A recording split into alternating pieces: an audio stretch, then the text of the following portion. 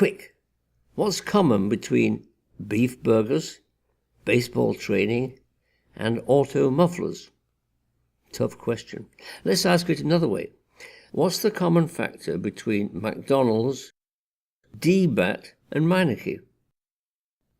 You may know the answer if, along with the Big Mac, you've absorbed a fragment of the romantic story of Ray Kroc.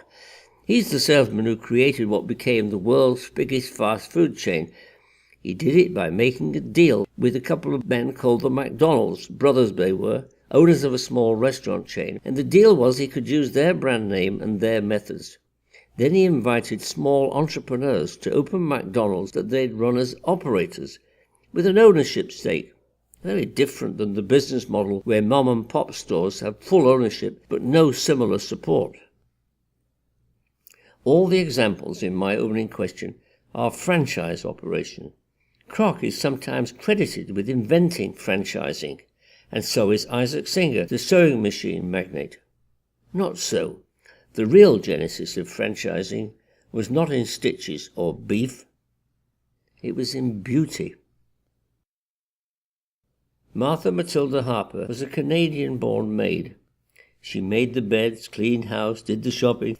In the employment of a doctor's family in Ontario, she acquired a secret formula for shampoo, one more scientifically based than the quackeries advertised every day in the newspapers. The kindly doctor also taught the maturing young woman the elements of physiology. Martha had a secret ambition to go along with the secret formula, a determination to run her own business. By 1888, serving as a maid in Rochester, New York, she'd saved enough money, $360, to think of opening a public hairdressing salon. But before she could realize her dream, 2 blows fell. She became sick and collapsed from exhaustion. Mrs. Helen Smith, a healing practitioner of the Christian Science faith, was summoned to her bedside. The 2 women prayed, and Martha recovered.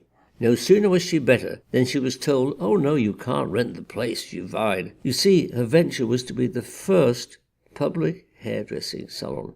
A woman in business was shocking enough then. Only 17% of the workforce in 1890 was female.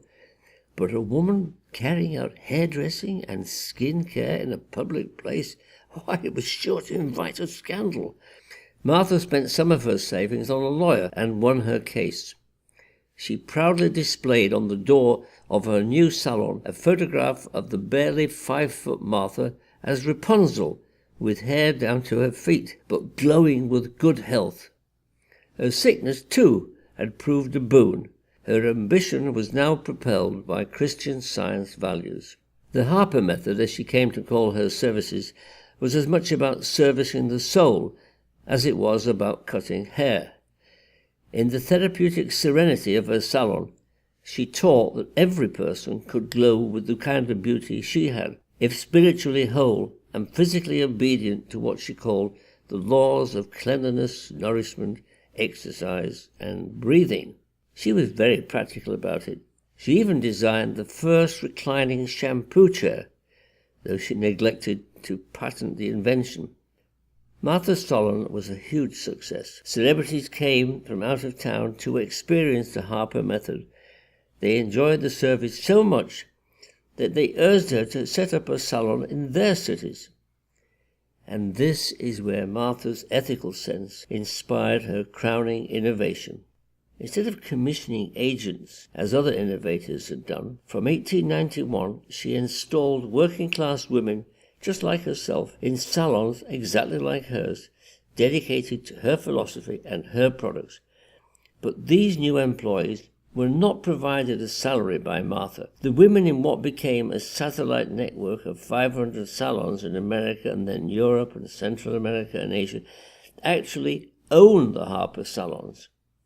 What was good enough in the 19th century for suffragette campaigners like Susan B. Anthony, and was good enough in the 20th century for Woodrow Wilson, Calvin and Grace Coolidge, Jacqueline Kennedy, Helen Hayes, and Lady Bird Johnson, must be good enough for the rest of the world. Today, only the Harper Method founder's shop remains in Rochester, New York, but Martha's legacy is manifold. Her health and beauty treatments have been copied, and her business model is dominant. In fact, half of retail sales in America are through Martha Harper's franchising idea. So next time you enjoy a McDonald's hamburger or a good night's rest at a Days Inn, think of Martha, because these franchises might not be the same without her inventing the model over a century ago.